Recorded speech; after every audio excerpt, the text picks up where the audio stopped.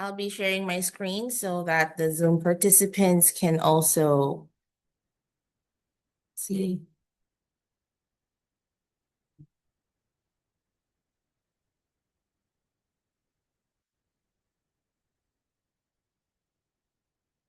All right, so good morning, everyone. I'm seeing a lot of new faces again today, but I'm also seeing a lot of faces who have just returned. Okay, so some of you I have not met yet, but some of you I met yesterday. So Mitchie, we have Nicole. Sorry, I think I haven't met you before.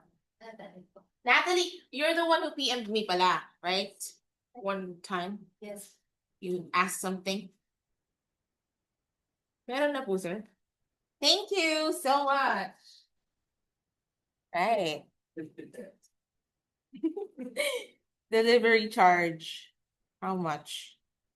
Okay. Actually, I have rechargeable batteries at home and I charged them yesterday to bring them here. But the thing is, I forgot them. So, ayun. Kasi we have a video key at home. So, I bought rechargeable batteries. So, I don't keep buying. So, I think it's more sustainable and cost efficient, right? Okay, so again, good morning. I'm Coach Shannon. For those of you who don't know me yet, but I believe most of you I've already seen, except you, Natalie. I think it's my first time seeing you in person. One-on-one coaching, really? Okay, I must have been in a blur at that time, so I don't remember. But yeah, now that you're saying it, I think it's sinking in. But you, I have not met you yet. Your name is? Christine. Christine. Is it also your first time attending a face-to-face class? All right, so we have Mitchie, Nicole, Natalie, Christine. Marian, are you also a first timer? Second time. Second timer. So your first time was with Sir Kevin. You had a lecture with him. All right, and we have Mark, Ronnie, Mello. Am I right? I'm so sorry. Late. It's been a long time. Late. Okay, late. Yes. How come you decided to start again? I went to continue again because I got the chance to go to Singapore. That's why it's been a long time, like 1 month. You worked in Singapore? No, just go on a vacation. Anong connect dun sa IS? Just kidding, Kasi just kidding. parang walang time talaga gumana talaga. Oh, okay. So you took a little time off. All right. Okay, yes, that's okay though. But I hope that everyone does start and continue. And we have Ulysses, of course. See, I'm good at remembering names now. So, anyways, I'm trying my best to remember all your names so that whenever we meet or cross paths or probably see you again here in the lecture room, I would know how to call you. But don't expect me to be so reliable on that area because sometimes I do forget, especially if I don't see people for a very long time. Okay, so as you can see, today's lecture is vocabulary 2, which is actually one of the most important lectures.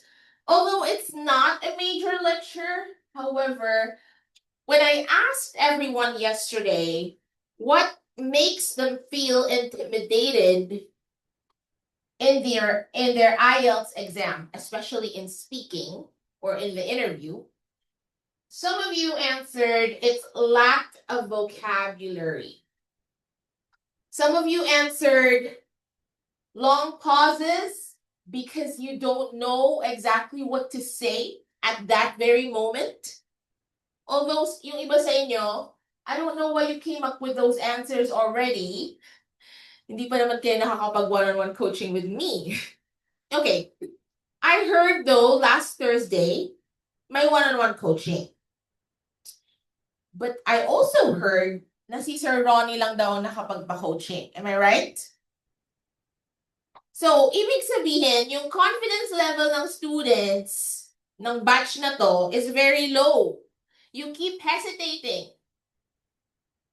I don't know, is it because yung coach na naka-assign that day is Intimidating? Is that the reason?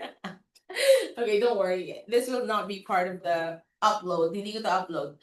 But yes, regardless of the coach being assigned for the coaching, I hate the fact that you're not going to go to the coaching session just because you feel intimidated.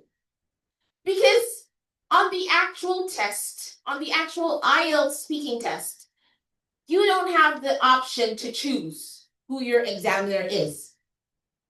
So whether that examiner is terror or nice or approachable or not intimidating or intimidating, you have to face what's already written in your destiny.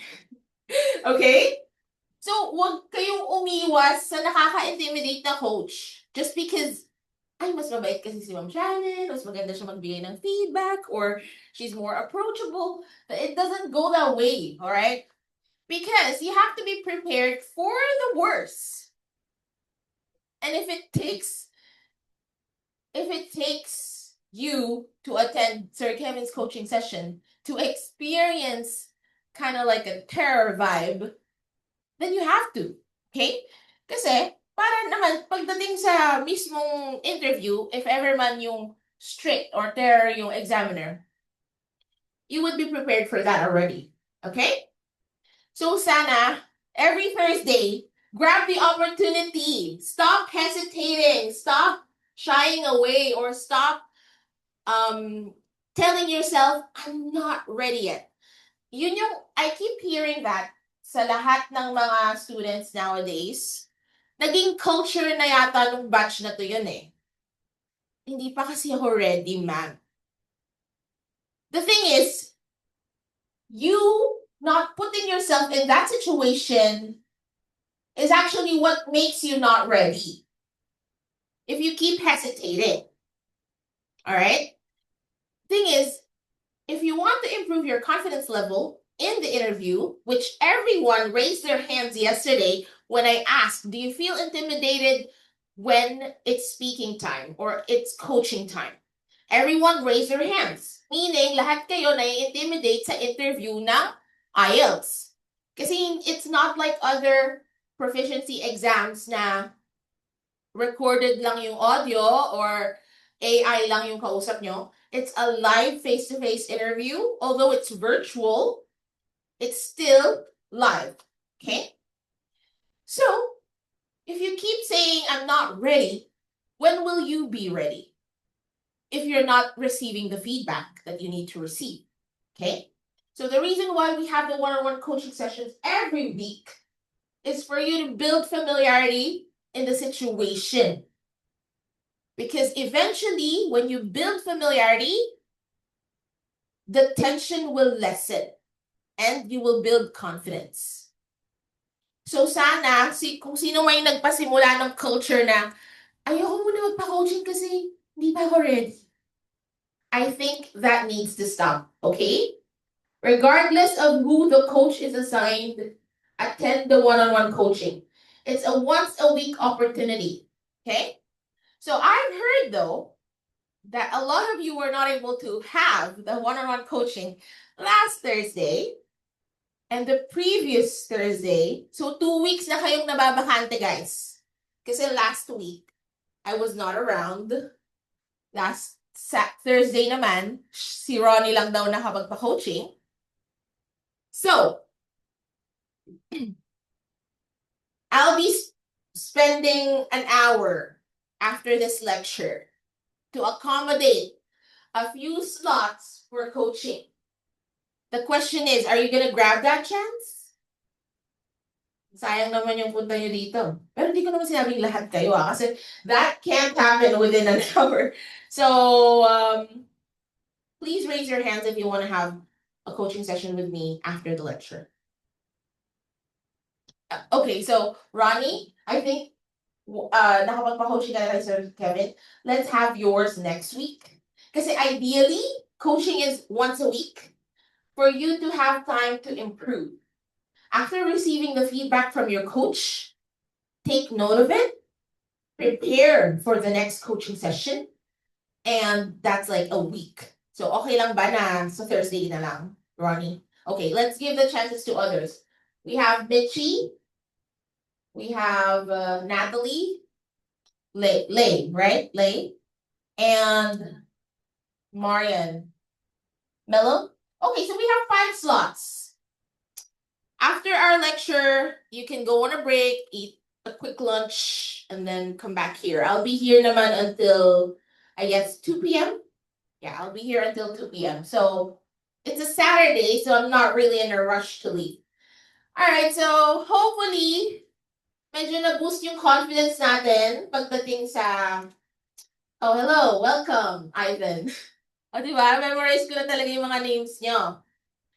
So, hopefully that short pep talk somehow improved your kumpiyansa sa sarili or confidence to undergo the coaching session. Ronnie, okay naman yung coaching niyo with Sir Kevin, right? He was not intimidating? What comments did he give you? I'm sorry? I-refer daw niya ako. I-refer ka daw niya sa akin. Okay. So, pagdating naman sa mga writing outputs, i-refer ko kayo kay Sir Kevin. Back to you, Sir Kevin. Okay, so again, vocabulary 2 is our topic today. Yesterday, I did mention that vocabulary is a vital role, plays a vital role in your speaking skills. It's actually the foundation of learning a new language. Whether you learn French, Spanish, Korean, Nihongo, whatever language, if you do not have a good vocabulary bank or an enriched vocabulary bank, definitely you wouldn't know how to comprehend people or articles, passages, and you would not know how to express your thoughts either. So vocabulary is really important in reading, in listening, in writing, and in speaking. Although this is a minor lecture, you need to enhance your vocabulary, okay? Because there's no other way. I know most of you here are on a time-pressured timeline. Kasi yung iba sa inyo, you only have 1 to 2 months of preparation. Eh kasi ma'am, ina-apply na ako ng tita ko or nung kamag-anak ko abroad or ng employer ko or ng institution, college, university, whatever. I know that you are on time pressure, but you also have to understand that building your vocabulary does not happen overnight. There's no shortcut to this. Para kang computer na kailangan nating i-reboot. Okay? Kasi kailan ba yung last vocabulary, grammar, or English lecture mo? Baka nung LM pa yan or nung high school. We're gonna think about how long that is. Na-retain nyo ba yung mga pinag-aralan nyo? I doubt if you retained it, especially if you do not use English on a daily basis, right?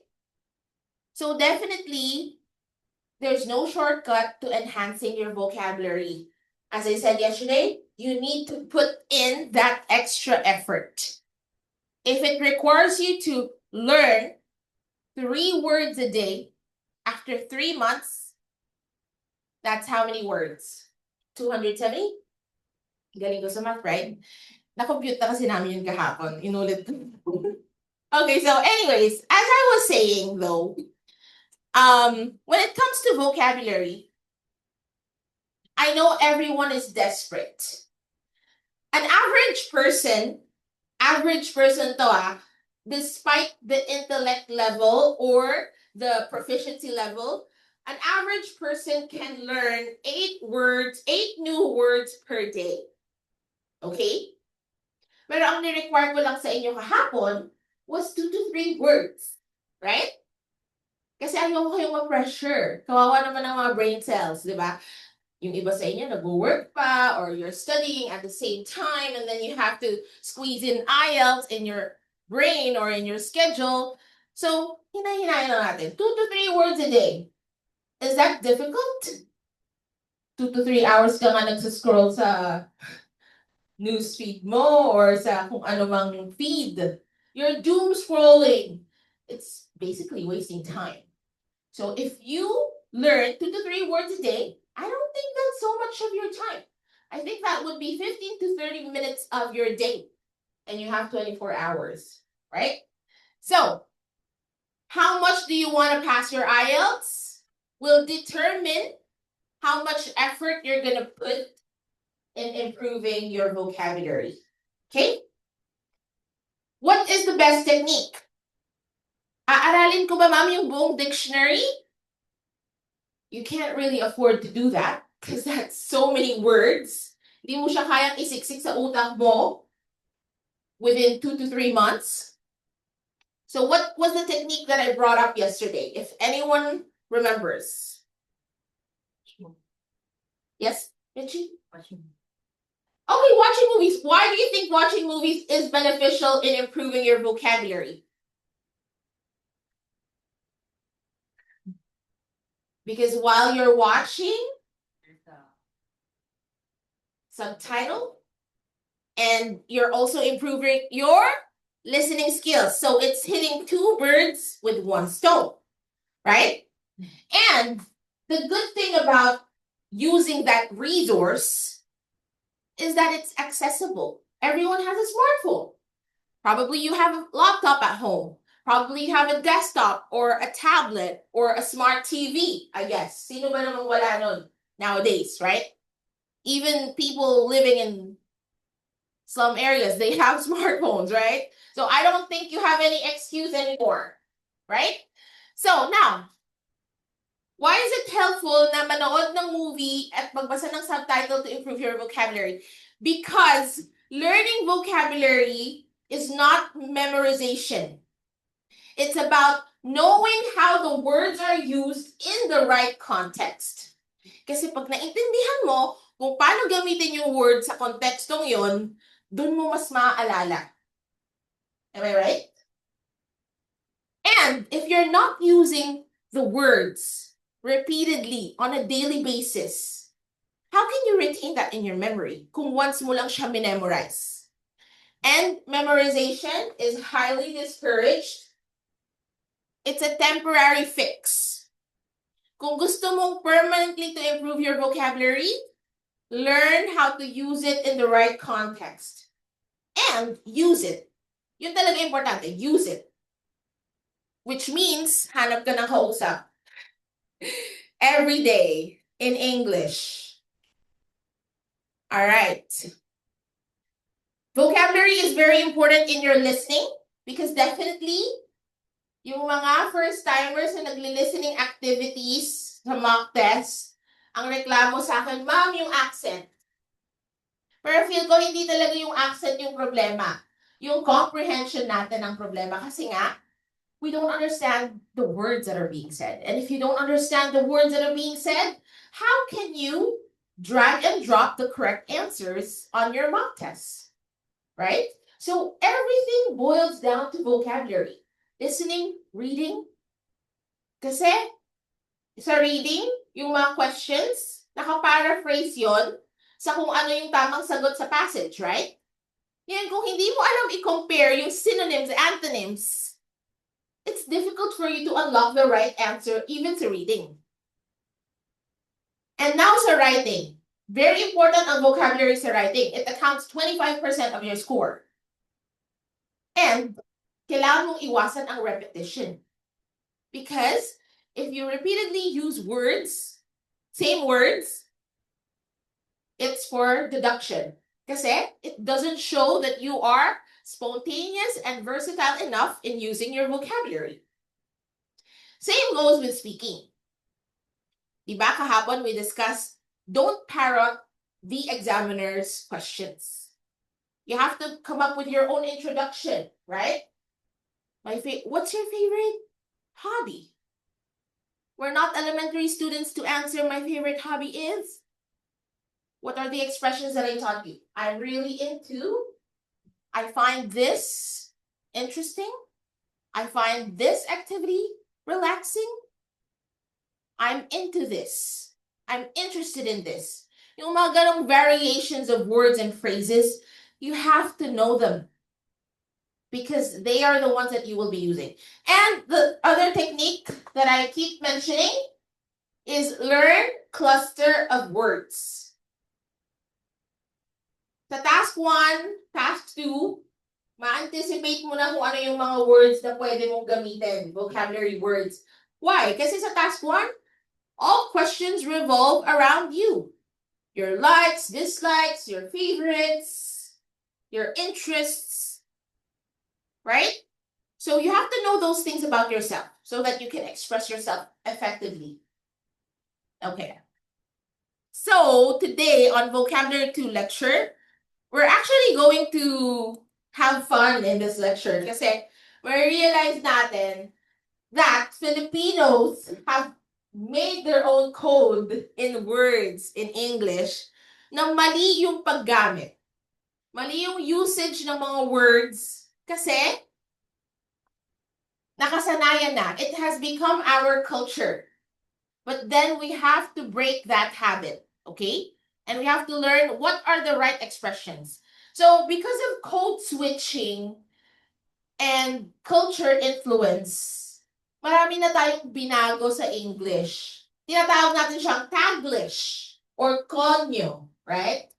Nowadays, you can't even hear a person speak straight Tagalog anymore. Sige nga, try mo. Try it. Try not adding a single English word when you speak. Do you think it's possible? Pero lang mo talagang makata yung kausap mo, right? But definitely now, we do a lot of code switching. At ang mga Pilipino mahilig mag-invento ng kung ano-anong words, right? So let's identify some examples.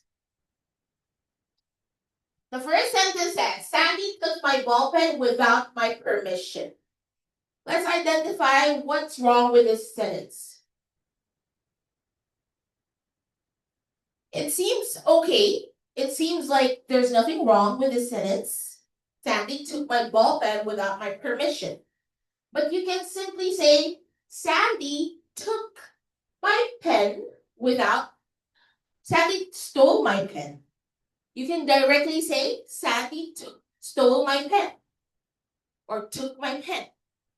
Next example is Gretchen, the SD Queen, had a lot of bold movies.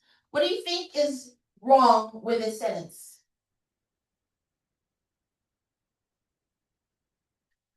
Filipinos refer to pornographic material as bold. Pero mali pala.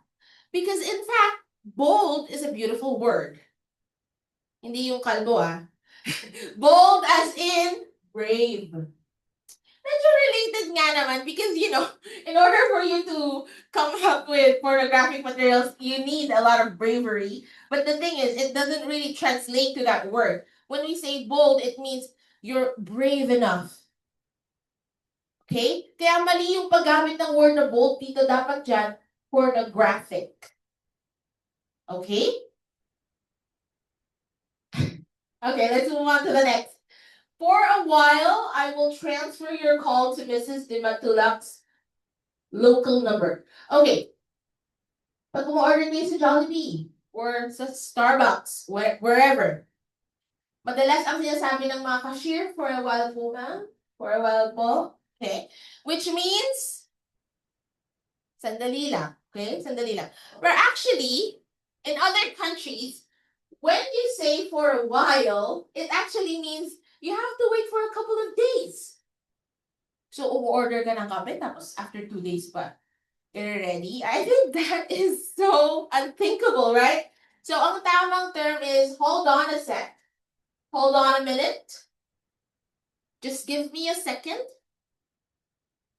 Wait. Or, basta wag yung gamitin yung for a while. Because in other countries, it actually means you have to wait longer. Alright? So, yan yung mga words and phrases na nakasanayan natin. These are the most generic ones, but we will really tackle everything. So, let's take a look at this table. So, on the left side, you can see the list of common mistakes. And on the right side, you can see the corrections, okay? Don't worry if you can't see it properly right now because you will get a copy of the handouts. Pero sige, dito na lang ako para hindi ako nakaharang. Okay, so we have the first list of words. We have apartel or condotel. Ayan. Di ba yung mga Pilipino, mahilig sila mag-combine ng mga names, like ng mom and dad. Jenny, let's say si Robbie at saka si Jenny Lynn nagkaanak. Robilyn ang magiging name. Di ba? So, apartment plus hotel, ginawang apartel. But actually, there's no such word as apartel. It should be apartment hotel. Okay? So, yung mga nasa common mistakes, try nyo nang huwag gamitin. Alright? Next is baby bus. Sino dito naabutan pa yung era na ginagamit yung term na baby bus? Mukhang walang ayaw umamin kung saan era sila galing. Okay, so before Filipinos would say would address a mini bus as a baby bus. But it's not a bus for babies, so definitely you don't say baby bus. Instead, you say mini bus, right? And next on the list is bar girl, a dancer or a prostitute. Okay, so the right term for that is stripper. Okay? If you talk to a foreigner, definitely they would not know what you're talking about if you say bar girl. Okay? Eto, maganda tong word na to. I know most of you are familiar with this word. Big time. Yung tipong gagagaling ng abroad ng kamag-anak mo or ng friend mo. Tapos sabi niya, uy tara, sagot ko na. Diba? Uy, big time na si pare. Sagot na niya eh. Alright, so usually we use the word big time to address to people who are suddenly yumaman or naka-LL. Alam niyo ba yung naka-LL? Exactly. Naka-LL means nakaluwag-luwag, right? So, medyo nakaka-intimidate din pag sinabihan ka, uy, big time ka na. Like, baka nag-iba na yung appearance mo, medyo maganda ka naman namit. So, sinabihan ka na ng big time, ganyan.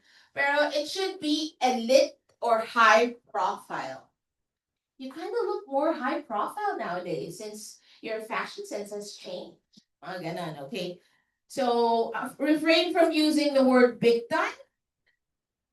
Next is the word biscuit. Lahat na lang ng hugis cookies, tawag ng mga Pinoy doon, biscuit, right? But actually, it's not. When I searched what a biscuit actually looks like, eto siya guys, I'll show you.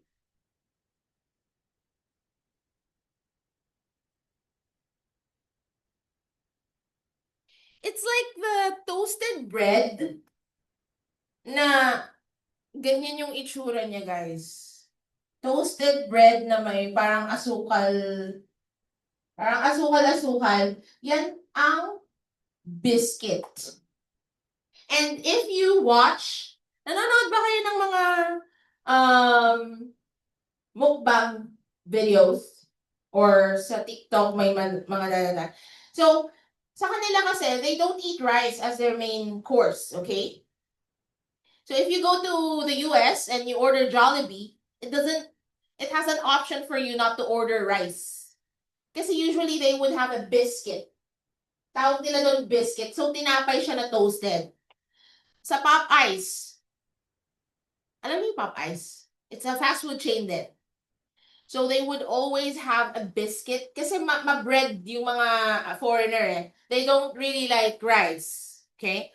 So they would always have a biscuit with the chicken. Instead of us, we have rice and chicken. Right? So yun yung biscuit. Ngayon, kapag bumili yung lola mo ng isang basket na, alam niyo yung iba't ibang yung assorted. Yun. Cookies pa lang tawag doon. So, biscuit is different from cookies. So, ma'am, ano tawag doon sa skyflakes? Crackers?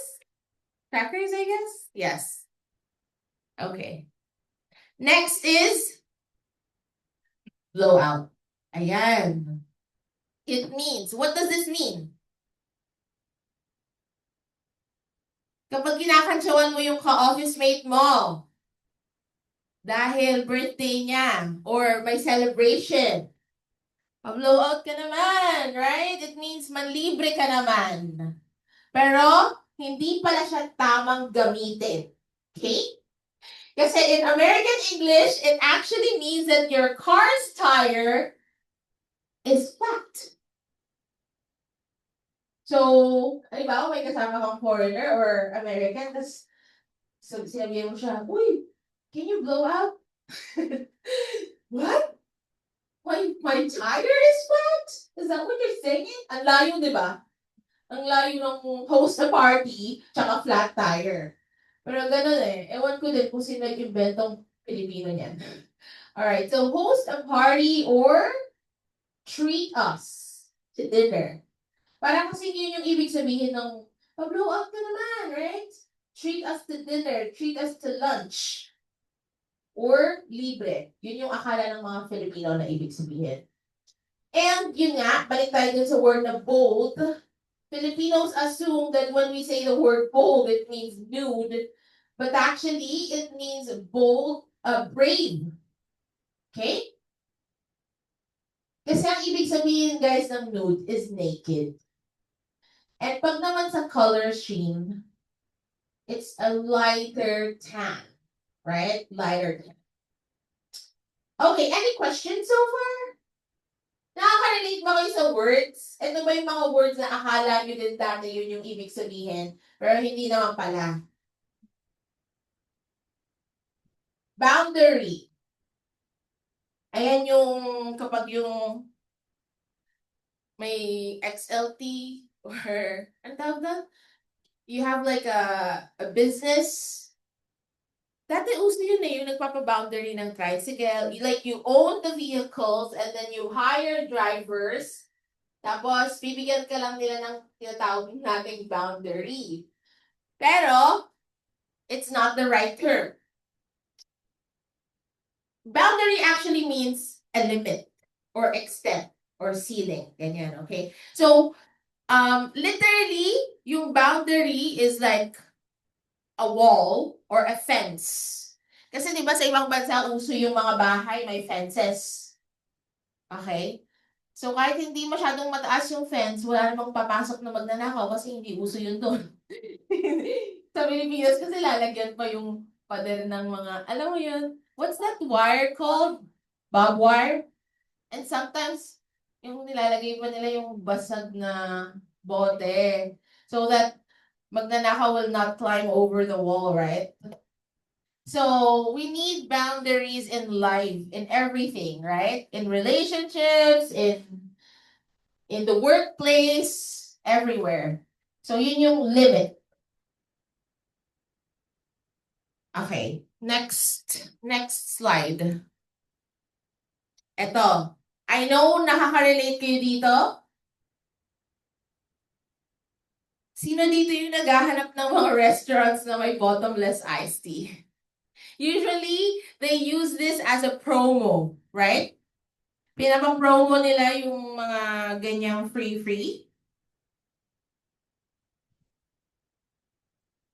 Okay.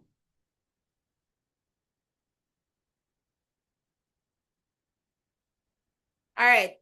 So, the best term for you to replace it is the word refillable. Okay, refillable. Next, we have cabaret or nightclub.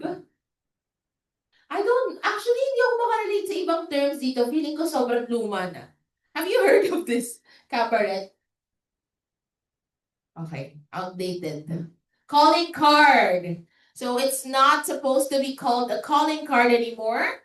It's supposed to be addressed as a business card. Yes, that is a more formal way of giving your contact details. And then now we have the word canteen. Teacher ka, di ba, Lay? Are you teacher? Canteen pa rin ba tawag ng mga estudyante? In our school, yes. Yes, canteen. Canteen tawag, di ba? Kasi they're more familiar about the canteen. But Aha. the previous school that I go to, it's still, it is a cafeteria. Because that is private. So pag mga private at social yung estudyante, cafeteria. Tapos pag public, canteen tawag. Kasi familiar na sila sa canteen. O, doon may mabibili. Okay. How about you? Did you know that it should be cafeteria? No. But I use canteen. Ako din naman, when I was in high school, we used to call it canteen. Pero kaya hindi canteen yung advisable na word anymore. Kasi canteen is actually, lagayan siya ng tubig. Have you seen yung mga soldiers? Kung ano yung itsura ng lagayan nila ng tubig. Well, ngayon kasi ang tawag na doon, aqua flask. Or cold cup? Cold cup? Do you call it cold cup? Tumbler? Yeah. Yes, okay. So, pero, nung sinerge ko yung canteen, ganda yung itsura niya, guys. Ano siya, bakal, yeah, parang aqua flask nga siya, pero, iba yung shape niya.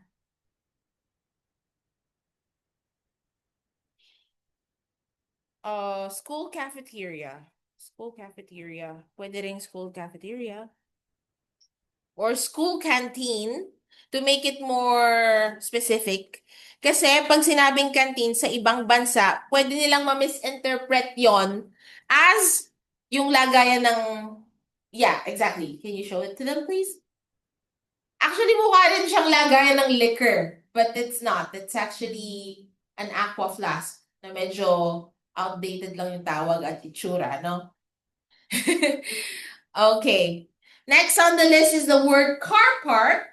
So the right term is parking lot. So cargo train. Nowadays, wala naman na yatang mga cargo trains na, wala akong nakikitang cargo trains. Kayo ba? Sa ibang bansa. Cargo trains sa ibang bansa?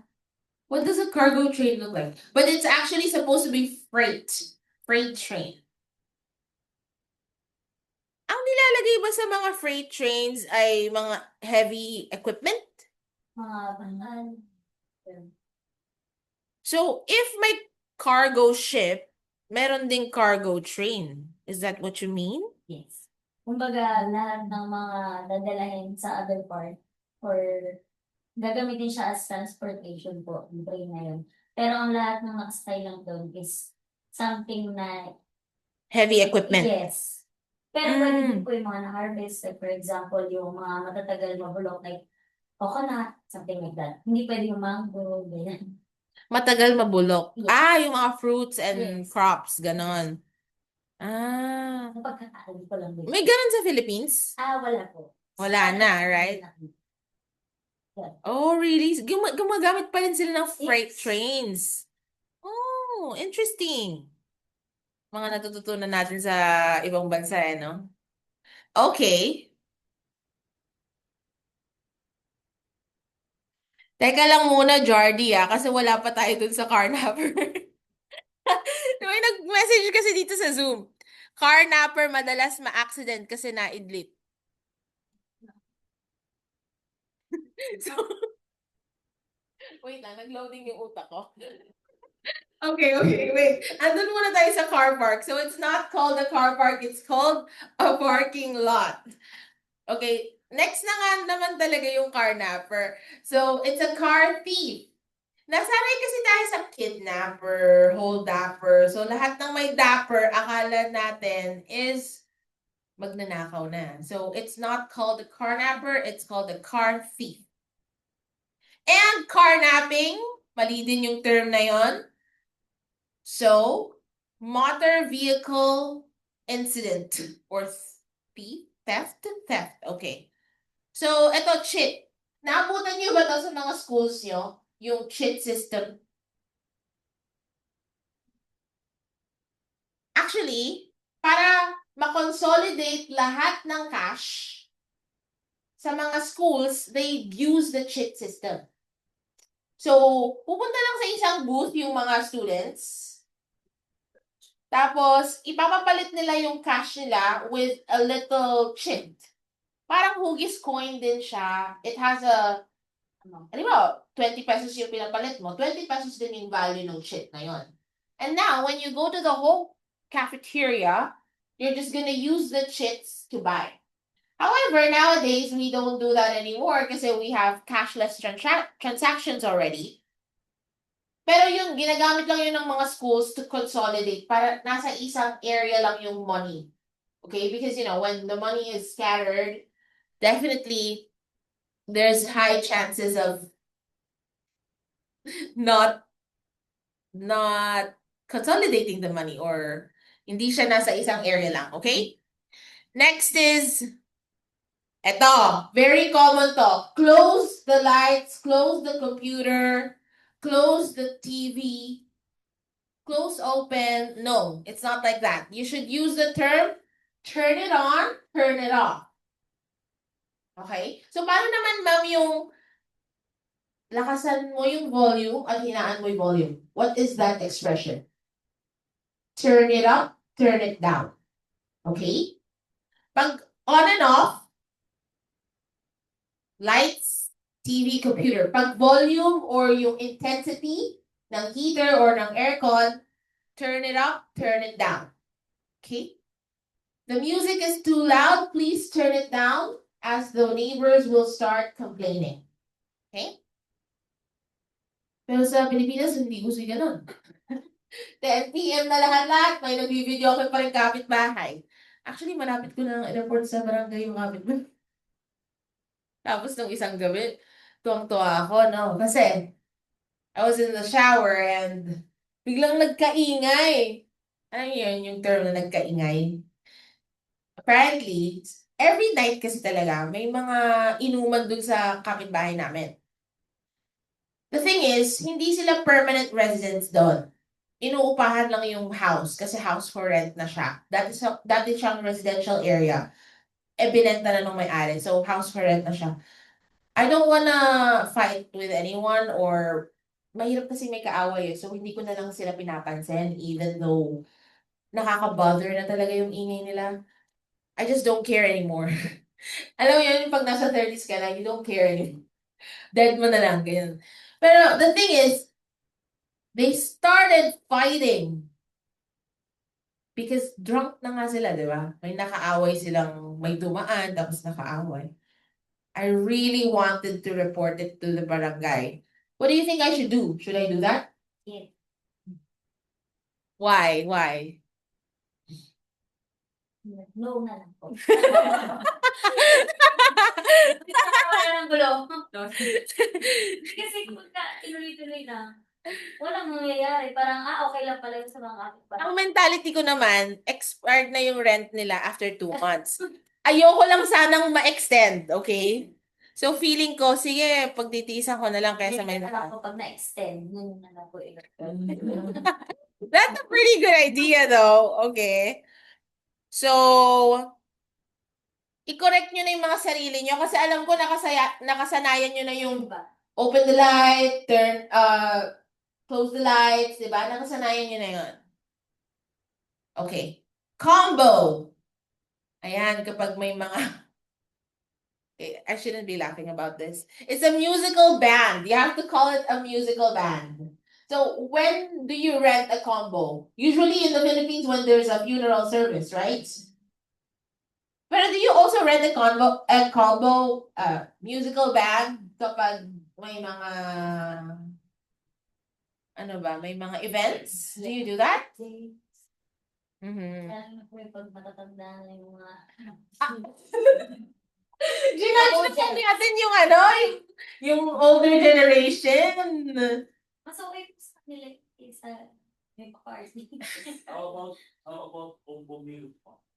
Combo meal. Combo meal? Is that the right term?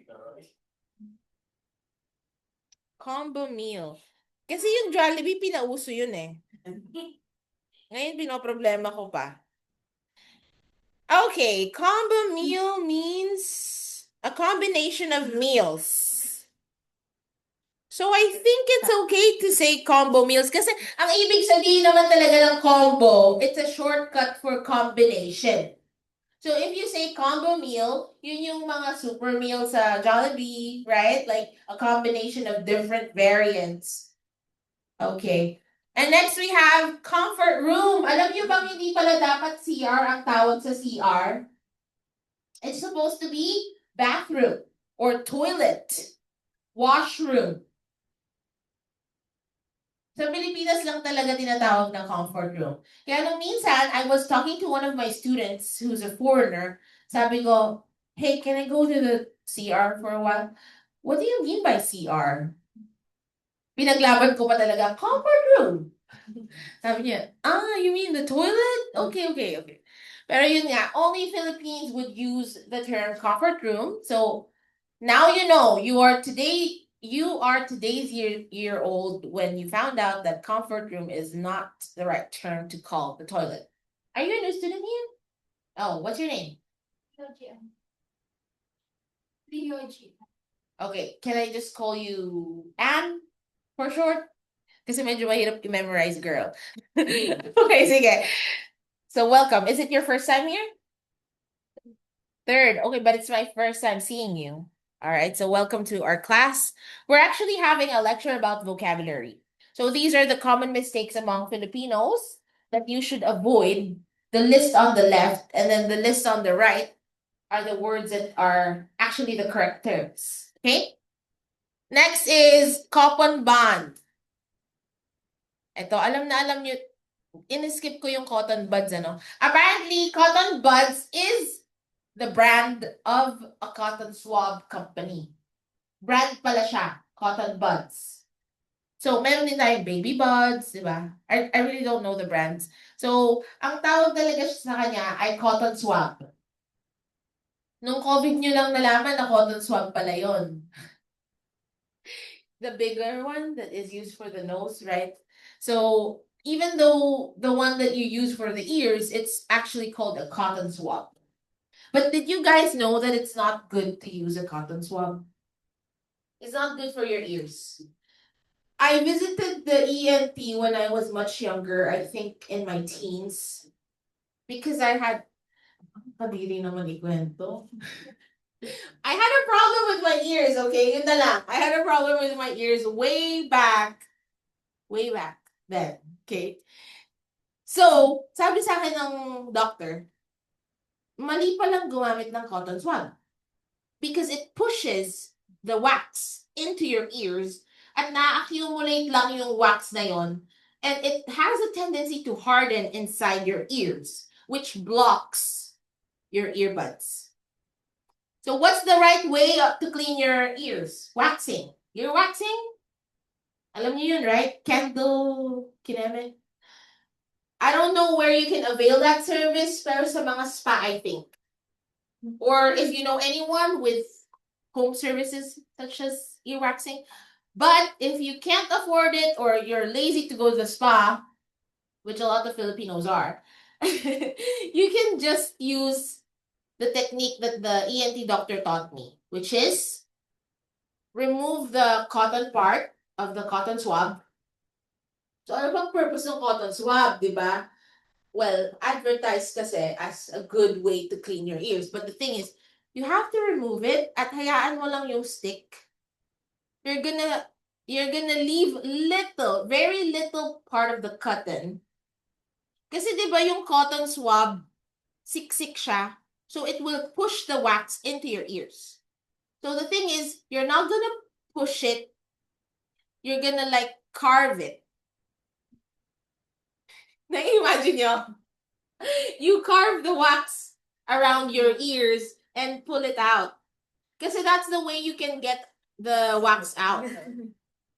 Or else, sisiksik talaga siya sa loob ng tenga mo. And it can cause a lot of infections, such as fungi and stuff like that. And it's kind of expensive to go to the ENT. Tapos ang haba palagi ng pila. So, it's better. Prevention is better, right? Cotton band. Sino dito mahilig manghingi ng cotton band sa kaklase before? Kasi laging walang dala. Yes, Jardinil, that's right. A lot of people use brand names. Kagaya ng Cutix. Uy, may Cutix ka bang white? Di ba? You would usually ask your mom or your sister. Pero nowadays, I know naman that you go to nail salons now and uso na ngayon yung gel polish. So, hindi na natin masyadong problema yung nail polish or chipped nails and stuff like that. So, ang proper tawag sa kanya ay nail polish. Speaking of nail polish, walang magpapa-nail extensions pag malapit na yung exam. Okay? Sa tingin niyo, bakit ko ina-advise yun? Incorrect.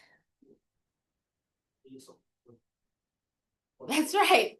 Hindi ko makakapag-type ng maayos if you have nail extensions. Alright? So, don't put any. Nail polish is okay. Just wag lang nail extensions because hindi ka talaga makakapag-type. Yung sa computer room pa naman, yung keyboard doon, naka-embossed. Ano tawag? Nakaangat yung keyboard, right? Like, it's hard to type. Double deck. So, ang tamang term is double bed. Drive in. Drive through. No, it's different. So, drive in is outdoor movie theaters. Have you seen one? An outdoor movie theater? It's a grassy area where people put some mats or what do you call that? Like a beach towel, and you sit and you can watch. Or I think it's like a parking area. Tapos you just park your car and then you watch a movie. Okay, we're gonna pag-usapan yan. Drink your medicine. Hindi tamang sabihin drink your medicine because not every type of medicine is liquid form or syrup form. There are medicines that are in tablet, capsule form. Sino dito nurse or in the medical field? Oh, okay. What are the different forms of medicine? We have IV fluids, right? Tablets, capsules, syrup. Pero yun, you get the idea, right? Not everything is liquid form. Kaya you don't say drink your medicine. Instead, you say take your medicine. Lalo na kung hindi mo alam if syrup ba or tablet yung iinumin niya. Next is duster. Are there women wearing dusters or sundresses nowadays? Meron pa ba? Yung nanay ko po. What do you think? I don't think it looks good. I mean, di ba? It's so nakakalosyang tingnan. Yung vlogger na Korean na tawag. Lagi siya naka-duster na.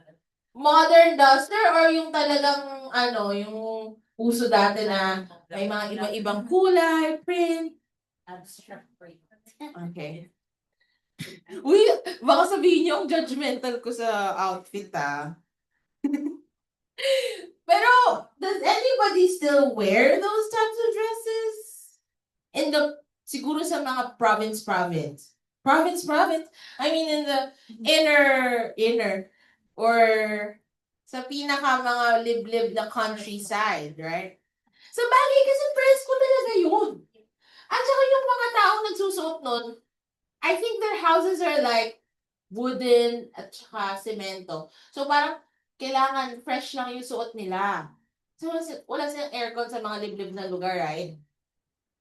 Oh, okay lang naman magsuot nun. No judgment. Yung iba kasi, there are some dusters or some dresses, ayan, ginagamit ko pa yung term duster, that are actually modern, right? Yeah, you can wear it at the beach. So, yeah. Instead of saying duster, you say linen coats. Linen. Ang hirap naman ng linen. Duster na lang.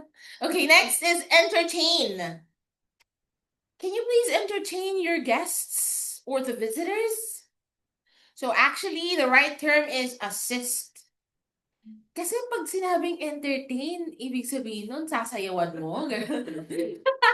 How to entertain your guests at home?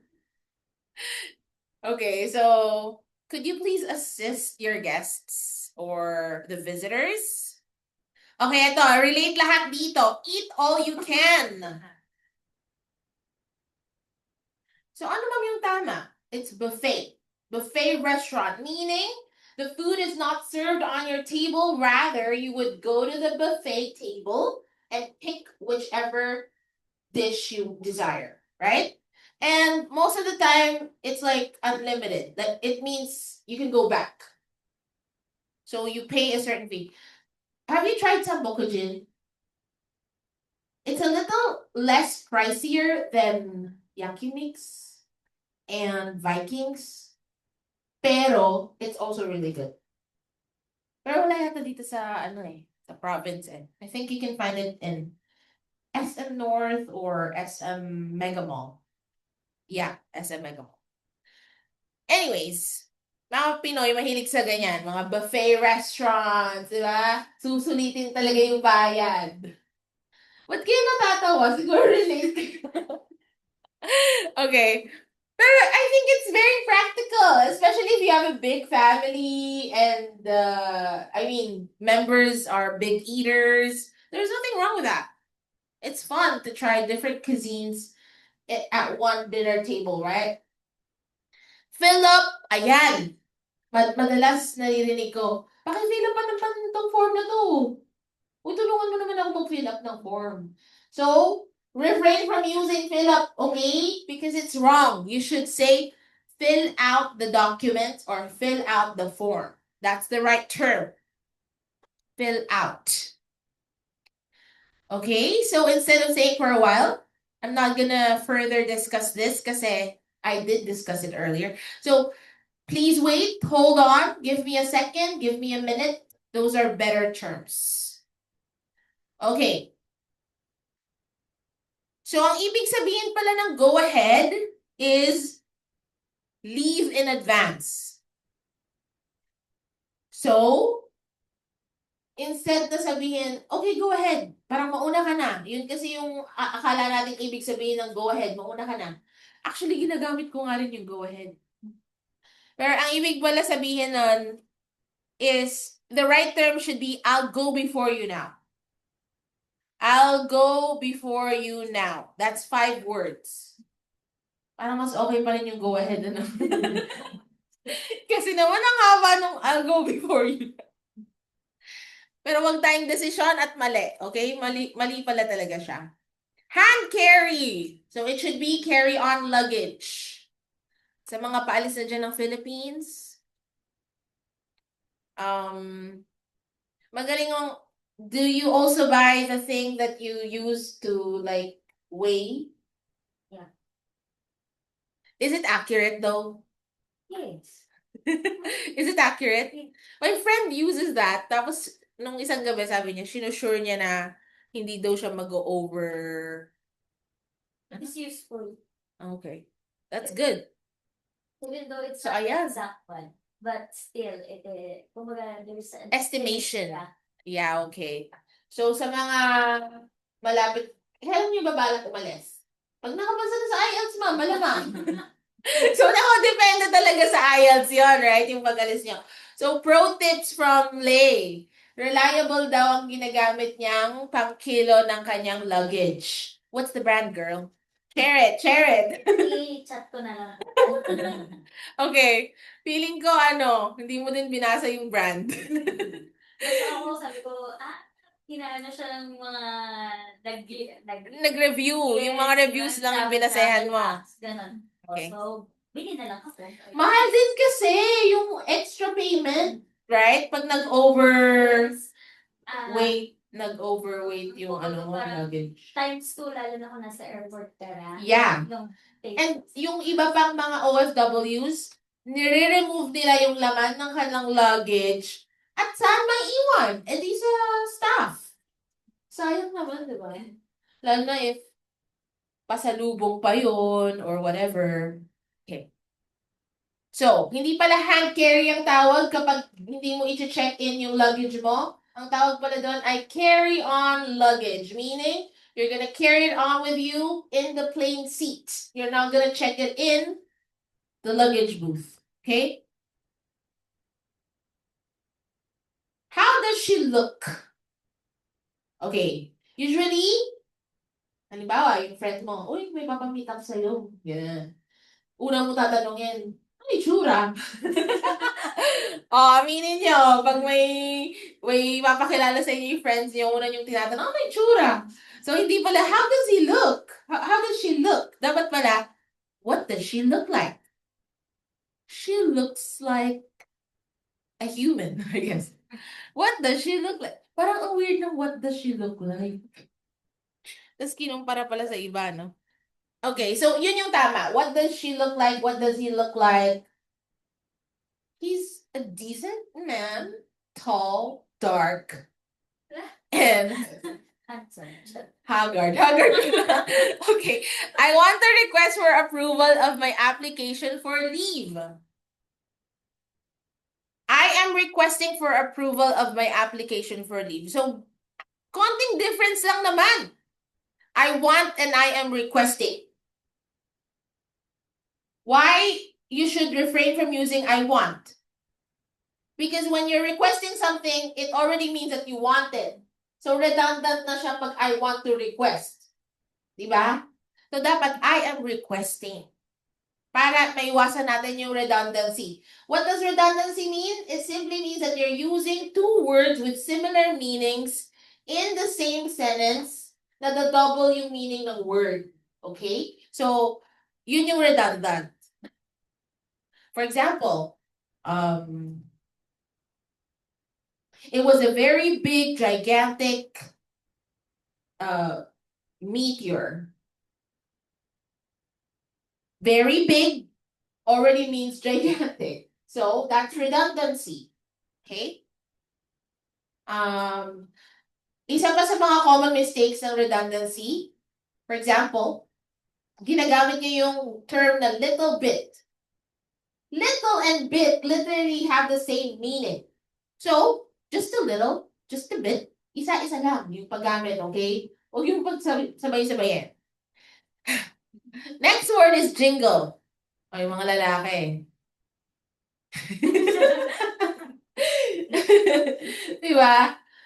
I think naririnig ko to sa mga lalaki, yung word na jingle. Naririnig niyo ba to sa mga guys? Diba? They say this a lot. Lalo na yung mga lamigin dyan. Okay, but to urinate.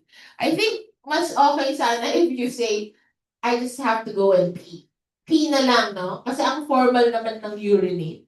Para ka naman magpapa-urinalysis. Di ba? Okay, so next. Eto.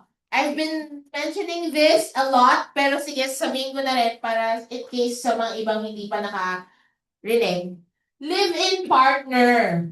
Ang tawag kapag hindi kasal pero nagsasama under one roof. Okay? So, Filipinos think na yun yung tamang term, live-in partner.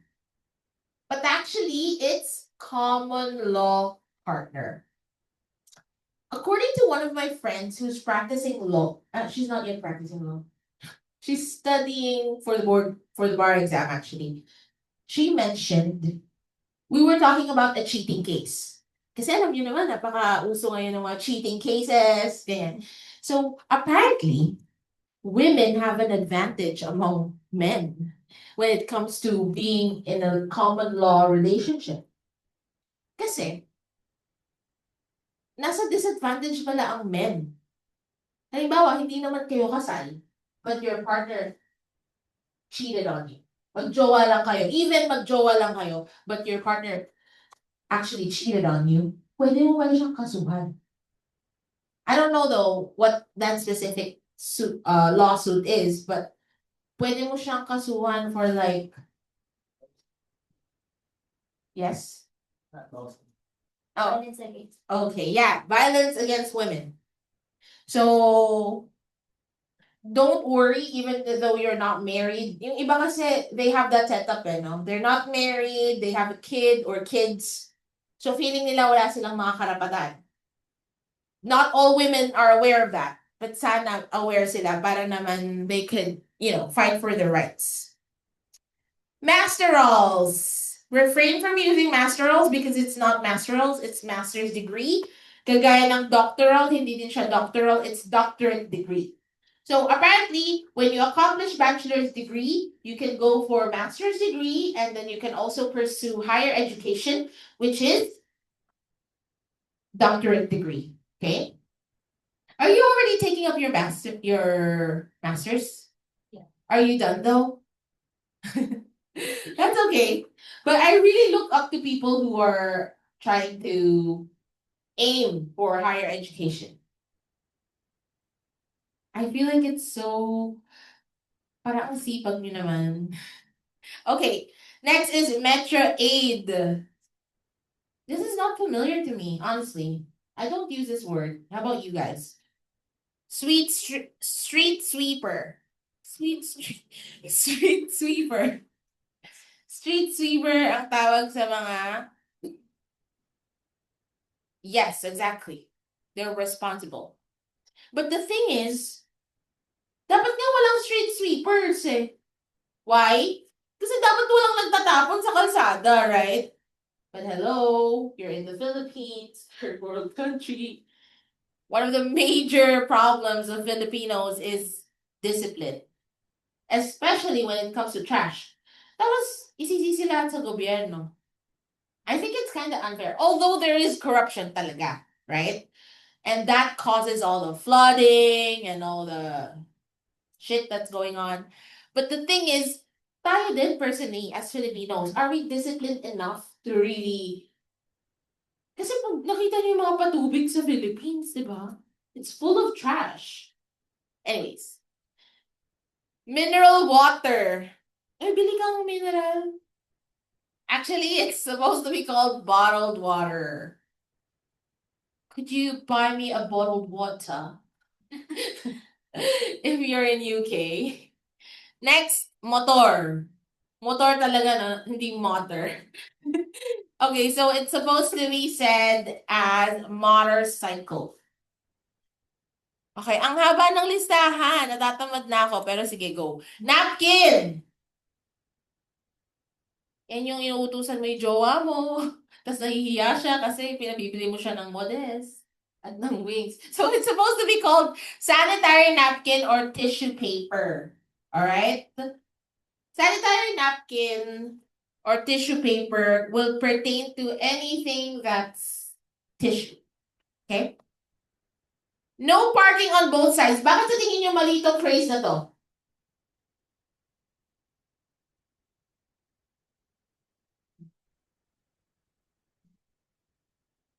all sides.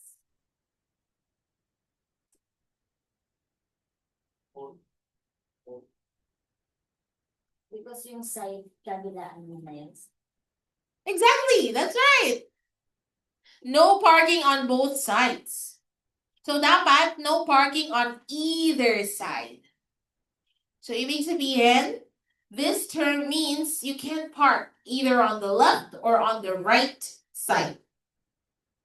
Okay, we'll skip this one because we discussed it earlier. So instead of saying open or close, you say turn on or turn off. Overpass. So the correct term is pedestrian overpass. Naalala ko na naman yung nag-viral sa Facebook na overpass. Yung super taas.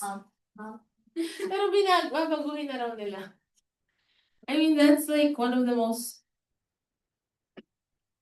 stupid projects ever that has happened. Anyways, please pass by for a few minutes. Drop by is the right term. Drop by. Okay, not pass by. Kasi ibig sabihin ng pass by as in dadaan lang.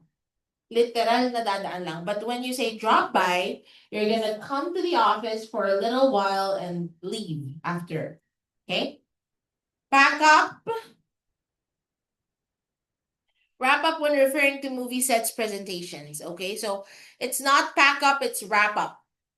Let's wrap up the class or let's wrap up the setup, whatever. Pentel pen.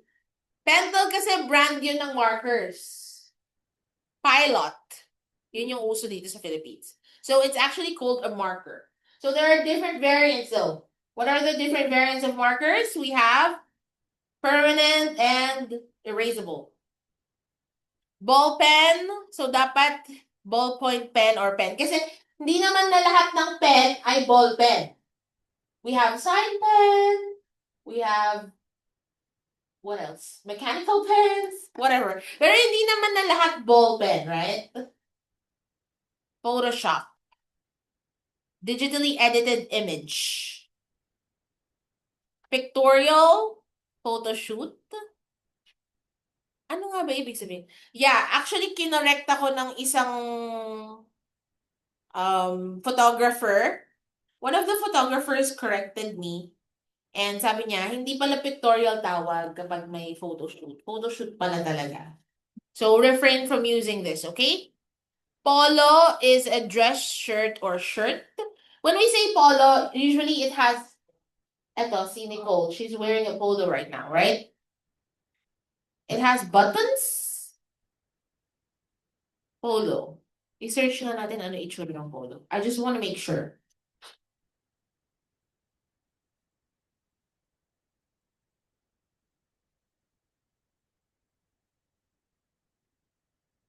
So, anything that has buttons and a collar. Basta may collar and buttons, it's already called a polo.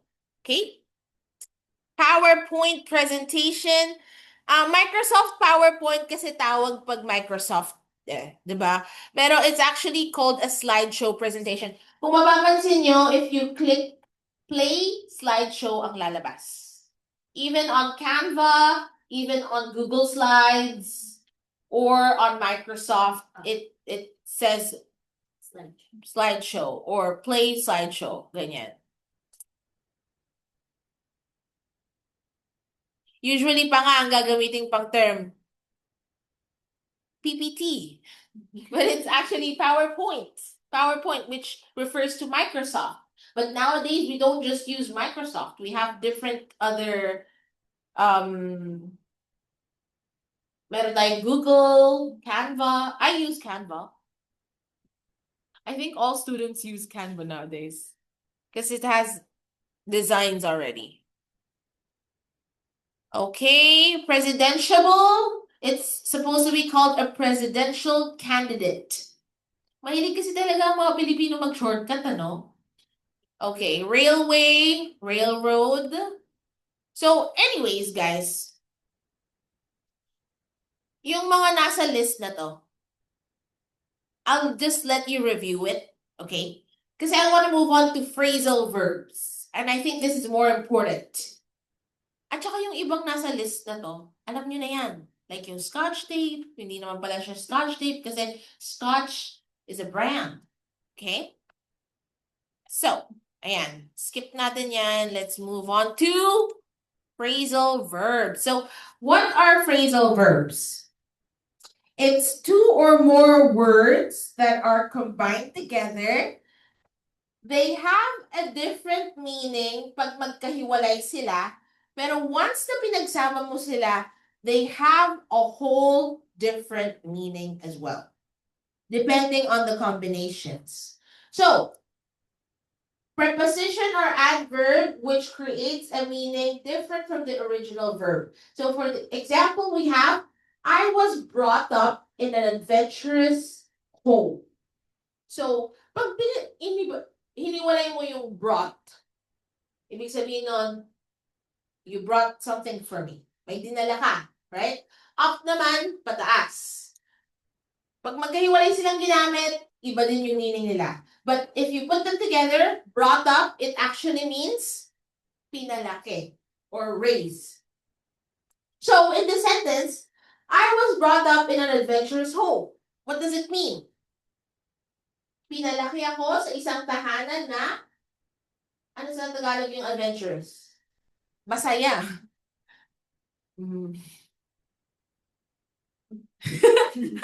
Napaisip kayo kung ano yung Tagalog ng adventurous. Or maligalig. Maligalig. Right? Adventurous. Hindi boring yung pamamahay nila, right?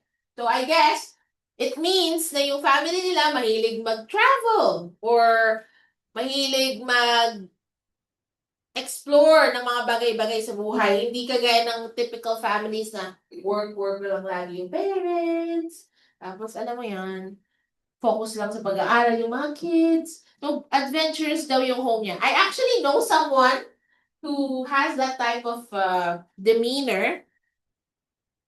So, tinuruan siya ng dad niya na what do you call that? Paraglide? No, not paraglide. Hindi parasailing. Yung may parachute, tapos tatalon sa cliff. Parachute.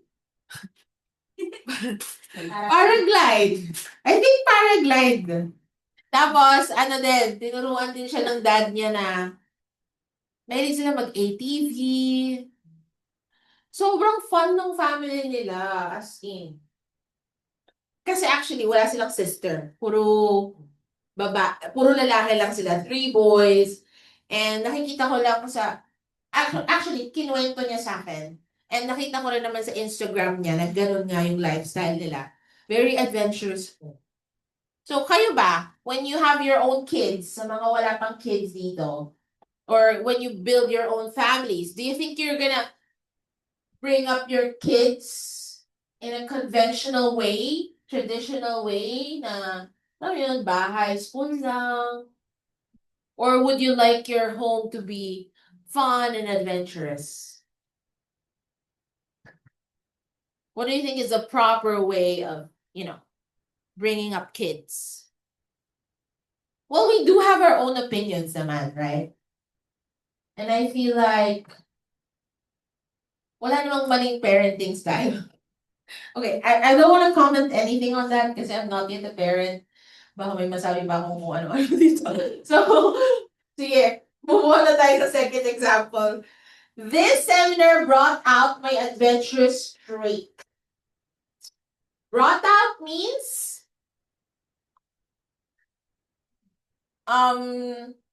kumbaga, matagal mo siyang kinimkim, tapos ayan, lumabas yung pagka-adventurous niya, right? Yung seminar, it's really unconventional for a seminar to bring out an adventurous streak. But, siguro magaling yung speaker or fun yung topic ng seminar. So, yon. A string of bizarre domestic events brought about. So, kung mapapansin nyo, lahat ng lahat ng verbs na ginamit ay brought. Brought. Pero, binago natin yung tinatawag natin preposition, which is up, out, about. So, nagbabago yung phrasal verb. Depende sa kung ano yung combination ng verb at ng preposition. Okay? So, there's no other way for you to learn this than to understand the meaning and to practice how it's used. So, a string of bizarre domestic events brought about by adventurous streak. Ibig sabihin, it caused it to happen. Okay? So, we have different types of phrasal verbs. We have number 1, the separable one. Ibig sabihin ng separable, able to separate. Okay? Like here, in the example, I turned off the light. I turned the light off. So, pwedeng yung verb at saka yung preposition magkasama, pwede mo rin namang paghiwalayin. Pero, tricky to kasi pag pinaghiwalay mo, dapat alam mo kung saan ilalagay. Baka mamaya sabihin mo, I turned the light. Hindi ganon, okay? Kailangan alam mo yung tamang structure. So, ayan, I turned the light on. I turned on the light. You have to do this paint job over. So, pwede rin, you have to do over this paint job. Yan yung examples ng separable phrasal verbs. Ano ba ba? It's really cold in this room. Could you please turn down the AC? Could you please turn the AC down? Ayun, separable yon. Pwede mo siyang paghiwalayin. Pero tama pa rin yung meaning. Okay? And next we have the second type, which is the intransitive phrasal verb. It simply means that it cannot be followed by a direct object. Again, what is a direct object? It's the receiver of the action. Alright? Pinag-aralan natin to last week. Nung last weekend lang pala to, last Saturday, I discussed that if the noun is in subjective form, the noun is the doer of the action. For example, Shannon ate some pizza. Shannon did the action of eating pizza. Alright? Now, pizza is the direct object. Kasi siya yung receiver ng action. Shannon ate some pizza. So what happened to the pizza? It was eaten by Shannon. Okay? You get that? You get the point? Yun yung ibig sabihin. So tingnan natin yung examples. He suddenly showed up. So wala nang kaduktong na direct object. He suddenly showed up. Hindi kagaya ng example kanina. I turned off the light. May direct object to. Light. Yung subject, I turned off the light.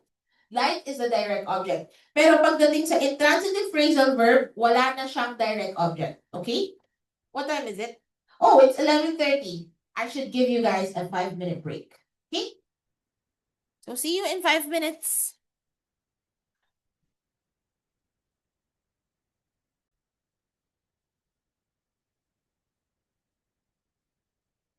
So,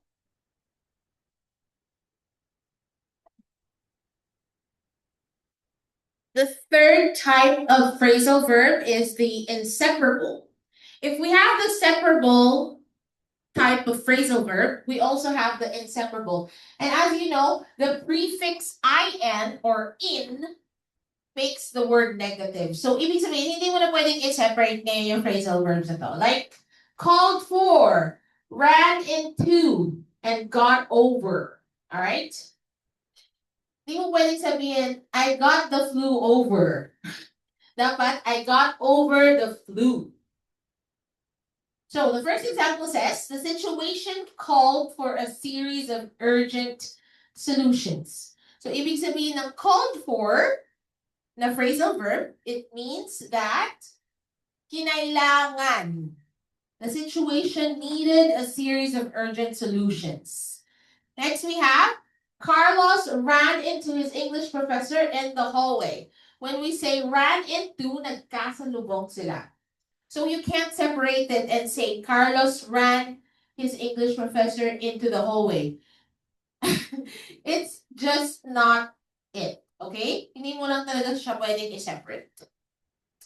And then we also have, ito medyo mahirap to kasi it's a 3-word phrasal verb. Come up with, check up on, get along with, get rid of, look forward to. Sige nga, try natin, i-test natin yung context clues nyo kung gagana. Okay? So on the first example, the boys promised to check up on the conditions of the summer house from time to time. So, according to the context, ano ibig sabihin ng check up on?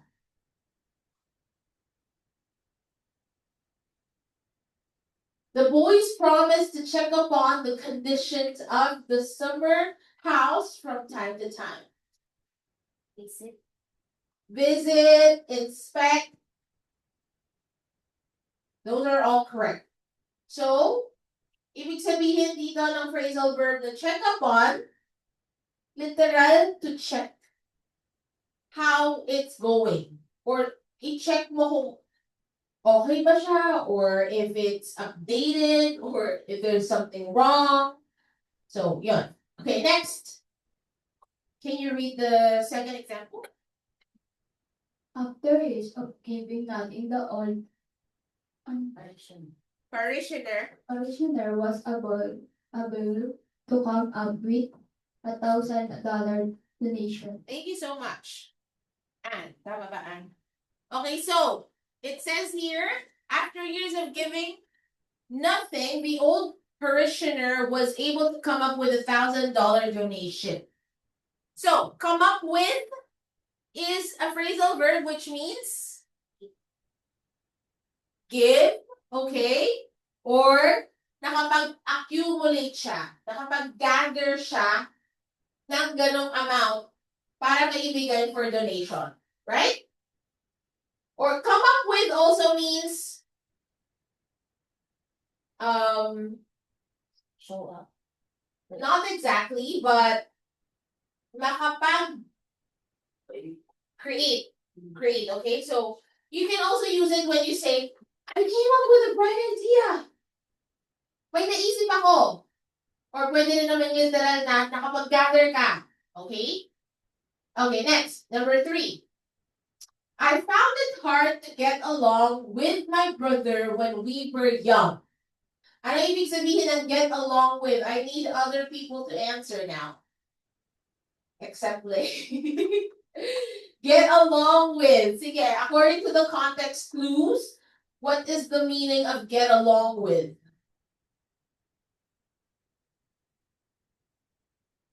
First time niyo bang makita tong expression na to?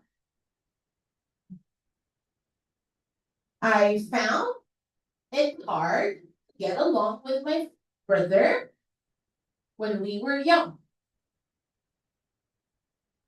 Diba kadalasan naman, pag medyo bata pa kayo, hindi kayo nagkakasundong magkakapatid.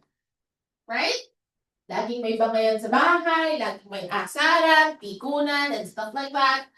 But eventually, when you guys get older, you get along with your siblings. Kasi kailangan mo na ng uutangan. Just kidding. I don't have siblings, so can't relate. Anyways, so, yes, Lay, what is the meaning of get along with? Bonding. Or, okay, tama naman yung bonding, pero exactly it means nagkakasundo. Okay? So, I found it hard to get along with, ibig sabihin, nahirapan akong makasundo yung kapatid ko, my brother, nung mga bata pa kami. Okay? So, if I ask you, do you get along with your coworkers? Kasi maaaring matanong yan sa task 1. Tell me about your nature. Tell me about the nature of your job. Follow-up question, do you get along with your coworkers? Are you a friendly person?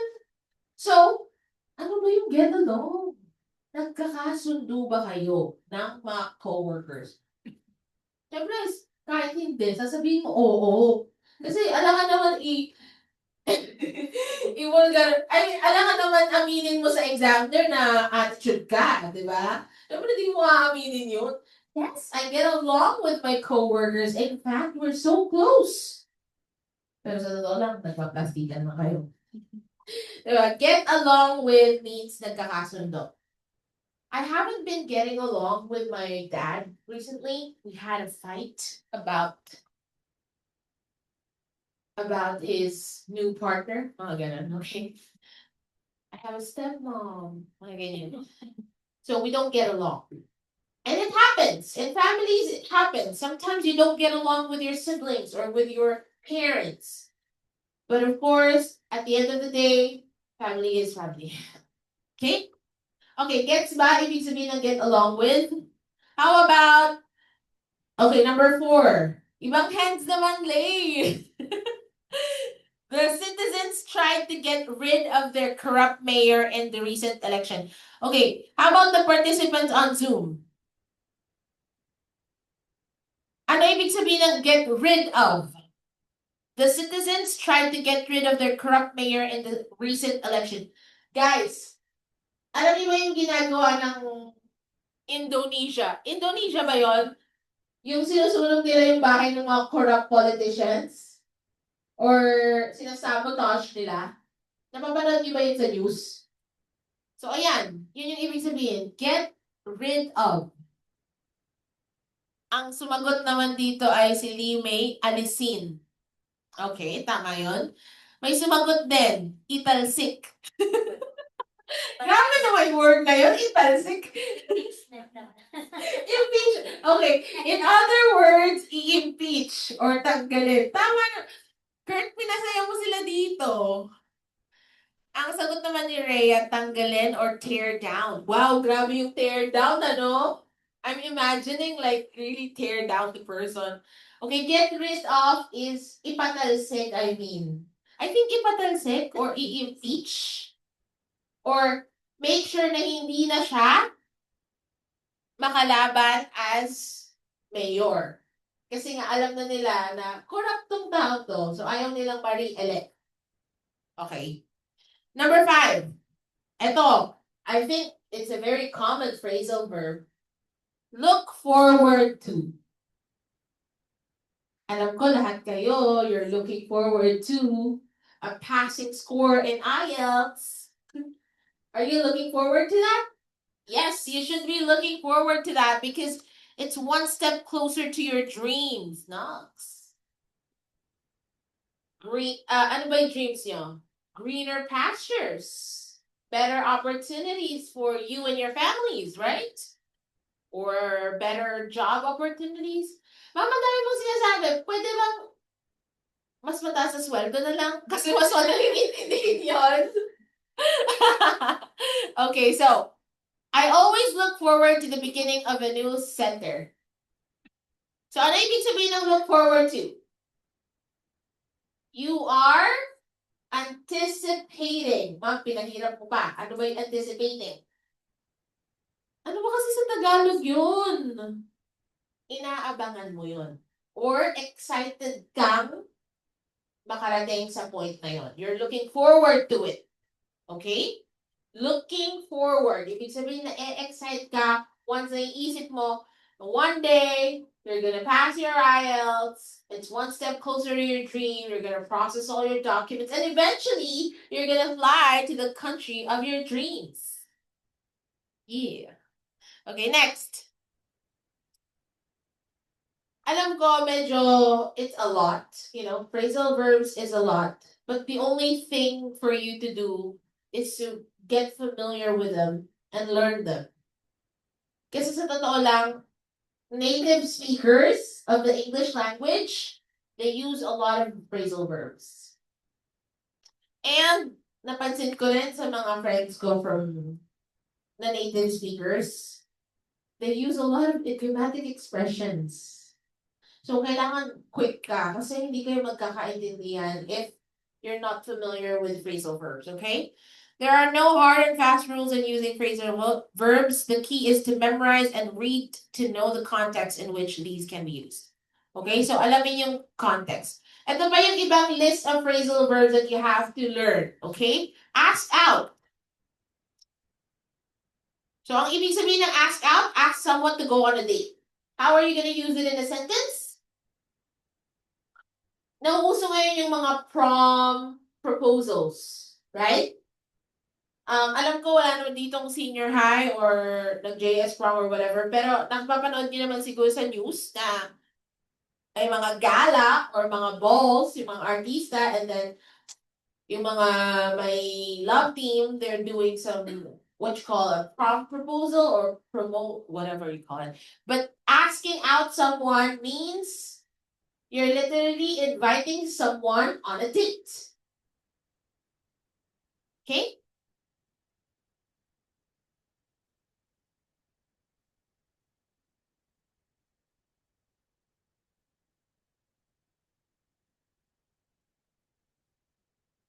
Okay. So, catch up with. Hey, let's go out for coffee. Let's catch up. Your friends will most probably say that. Ano ibig sabihin nun? Update naman tayo sa latest chika.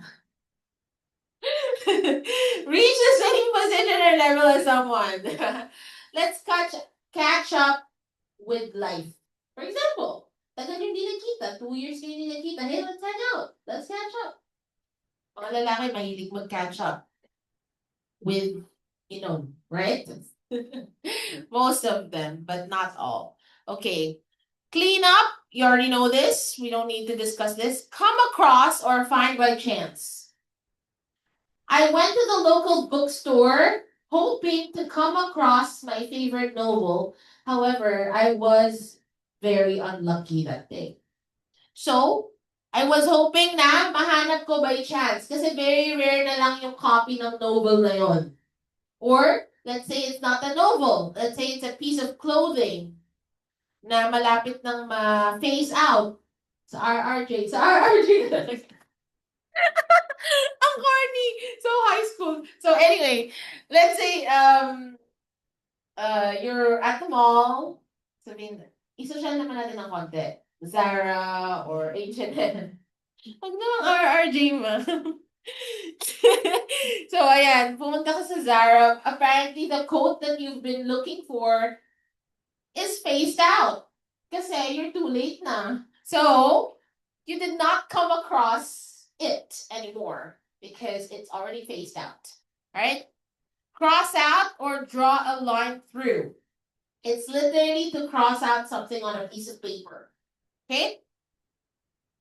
But, in the academe, you can't really do that because erasures are not allowed. So, don't do that. Cut out. Stop annoying activity. Maririnig niyo to kadalasan sa mga moms. Hey, cut it out. Sinasabihan yung mga anak nilang makukulit. For example, nangungulit yung anak, cut it out, please. Or nagtatantrums. Cut it out. Ibig sabihin nun, stop it. Okay? Or, for example, you see two people fighting, you just tell them, cut it out. Tigilan nyo yan. Okay? Next is do over or repeat. You have to do this research over because I have noticed that you just copy-pasted it from an article, from an online article.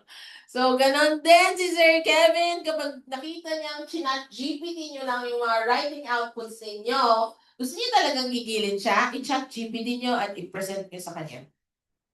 Ang sasabihin niya lang, do it over. Okay? Is it already 12? Because if it's already 12, we have to cut it out. Okay, I'm just kidding. Next is figure out.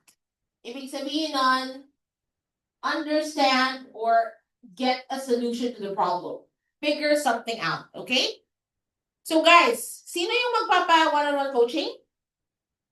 Lay, number 1 ka na. What time is he gonna pick you up? 12:30. 12:30, okay. I have time to eat lunch and we can do coaching 15 minutes. Sino next? Okay, so you guys want to go eat lunch and come back? Kasi per session is around 15 to 20 minutes. Ganun. So if you want to come back, I'll be here until 2 p.m. Oh, by the way, Ivan, in-announce ko sa kanina if they want to have one-on-one coaching interview. So if you want to come, you can naman. Okay, so we have Lay, the girls, and whoever is still willing to stay. Okay? So I'll be here until 2 p.m. Fill out, diniscuss ko na yan kanina. Find out, ito yung kapag may tinatago yung jowa mo, tapos nahanap mo yung bagong text. Oh my gosh, you found out that he's been cheating on Chinese. Okay?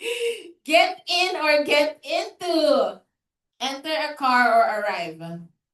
Get in the car. Literally, pumasok ka sa loob ng car. Get into is like, get into a situation.